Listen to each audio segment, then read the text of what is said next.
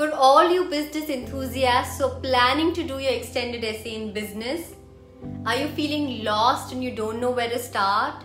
That's completely okay. I've made this video which will help you understand the structuring of your EE and what exactly is expected of you. So let's get started. Now your EE should be divided into 8 parts, which include the title page, the table of content, the introduction, the methodology, the main body, the conclusion, bibliography and appendices. Now let's understand each of them separately. Now we'll start with the title page. The title page is not included in your word count, and your title page should include only the following information. First is your EE title. This part is slightly confusing because the title is not the same as your research question. The RQ is written in the form of a question, but the title should not be a question. Instead, it is a clear, focused, summative statement of your research. For example, the effects of the acquisition of Instagram on Facebook. Now, second is your research question. For example, how has the acquisition of Instagram affected Facebook? Still confused on how to pick your research question? Don't worry. You can watch my video on how to pick your research question. I've added the link in my description. The third is the subject, that is business and management, and lastly your word count. Now please note that you shouldn't put your name, the date, the candidate number or your school name on the EE. Hope this was clear. Now let's move on to the table of content. Now again, like the title page, the table of content is not included in your word count, but you need to include all parts of your EE with the page numbers. Now all this is really the easy stuff. Also, one more thing, please do not include an abstract. The new EE guideline clearly states that an abstract should not be included with your EE. Now let's dive straight to the introduction. The introduction should be approx 250 words, and you need to answer these 5 main questions in the introduction. Now tell us what organization you're researching and what these companies do. Second, tell us what you'll be exploring and how. Keep it brief. Third, provide some context for your question. Tell us the situation that the question comes from. Then tell us your research question again and explain to us why it is important to answer this question. And lastly, explain why this research is interesting and valuable to you. Simple, right? Now let's move on to another very simple component of your EE, the methodology. You should try to write your methodology in approx 350 words. I recommend your methodology have 2 major sections. One for explaining your sources and one for explaining your tools. You'll notice that as much as you're telling us what you're going to use to answer the questions, that is your sources and your tools, you're also pointing out the limitations and weaknesses of these. Now first, let's look at the first part in more detail, that is your sources. You would need to describe each of your major sources of your primary and secondary research and tell us why they will be helpful and also a weakness or a limitation for each source. For example, there may have been room for a bias or a limited scope to your research, or perhaps there are other reasons why your data that you're using is unreliable or invalid. Also remember that majority of your research for your EE should come from your secondary sources. Some helpful sources of secondary research are company annual reports, news articles, magazine articles, business textbooks and encyclopedias. Also mention any adjustments you made to your research as you progressed with your EE, and there should be at least one, and this shows your personal engagement with the EE. Now once you've done that, let's move on to your second part, that is the tools. Explain the tools you're going to use, keep it very brief, and why or the purpose of each tool. Also talk about some weaknesses or limitations of each of the tools that you're going to use. This shows that you know a lot about these tools. Also mention any changes you made to your tools as you progress with your EE, and there should be at least one, which again shows your personal reflections and engagement with your EE.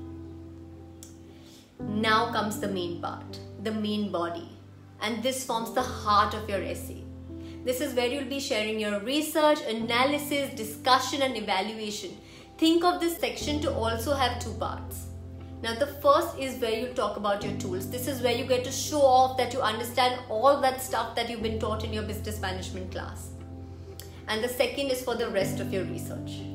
Now, most students will only do the tools section, but the second part is where you get to wow them with all this impressive extra research that you've done.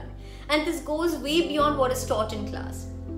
Now, make sure that every single paragraph of the body needs to relate in a very, very obvious way to your research question. Don't include tools or research which don't help you answer your question. Now that you know this, let's understand the first part, which is the tools. Now try to include 4 or 5 tools which help you answer your research question. Now I recommend to include at least one financial tool if you can. Put your qualitative tools like your SWOT and your steeple before the quantitative ones like your ratio analysis and decision trees. And qualitative tools actually help to set the scene and provide context for the financial information that you're going to add. Now, just an example of a few tools that you can use are the Ansoff matrix, BCG, break-even analysis, decision trees, financial statements and ratio analysis, fishbone diagram, force field analysis, position maps, stakeholder analysis, steeple, SWOT, and these are just to name a few. But don't use all, only use what is relevant. Now, let's look at the second part of the body, that is the non-cost stuff. And this is where you really get to impress your examiner. And often this is the part where you teach the reader a thing or two about what you've done and your research. Review several related theories, concepts more extensively than the course teaches you to do. Impress the examiner, give them a sense that you really know what this industry is all about and how it works. Show that you're an expert and you've spoken to experts in the industry. Now let me give you an example.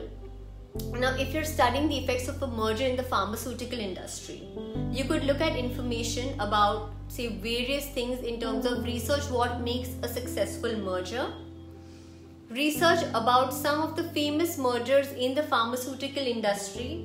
Now, were these considered successful, and if they were, why? Now, this could help you explore whether the merger has had similar outcomes in the past. Now make sure this section is analytical rather than descriptive. Be very careful to make sure that all of your theories in this section are really helping you answer your research question. Now if you can include a graph of some kind, that would really be recommended, but of course link your graph to your research question. Now sometimes you might learn that there is an analytical method which is commonly used in your industry. For example, a ratio that isn't taught in school, but there is a way of measuring customer satisfaction. Now feel free to include all of that in your EE. And if you can't think of what else to do, just look for interesting links to one of your concepts, that is change, culture, ethics, globalization, strategy and innovation, which might help you answer your question. Now if you've done even so much, I'm sure you're feeling very, very relieved. Now post the body, you need to end with a good conclusion. Now your conclusion should be approx 600 words.